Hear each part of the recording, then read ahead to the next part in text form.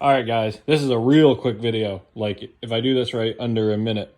So in my video about my custom seat risers, I mentioned I was going to have to make spacers of some sort for the side rail here so it could clear. So I just wanted to show you real quick what I did. It took a lot of experimenting. So I went on Amazon and I ordered a stick of 2-inch HDPE plastic round rod. It was like, I don't know, 18 bucks or something like that for a foot long section. So I ended up with extra anyway.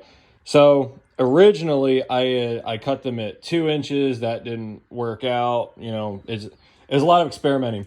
So, and I'm not gonna lie to you, I don't know what the little fucking dashes on the tape measure mean, and I don't care. So,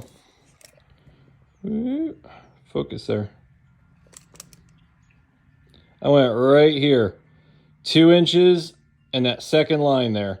That's the size that I made the spacers, and then ended up sanding them, fine-tuning them a little bit. So this one in the front is actually slightly taller than the one in the back. The one in the back I had to take some material off of. So I don't know exactly what size that one is, but it's fairly level.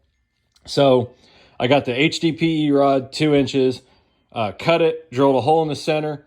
The bolts are 1/4 by 20 bolts. They're 4 inches long, and they lock down and they're real good. So I put the spacer pucks on there.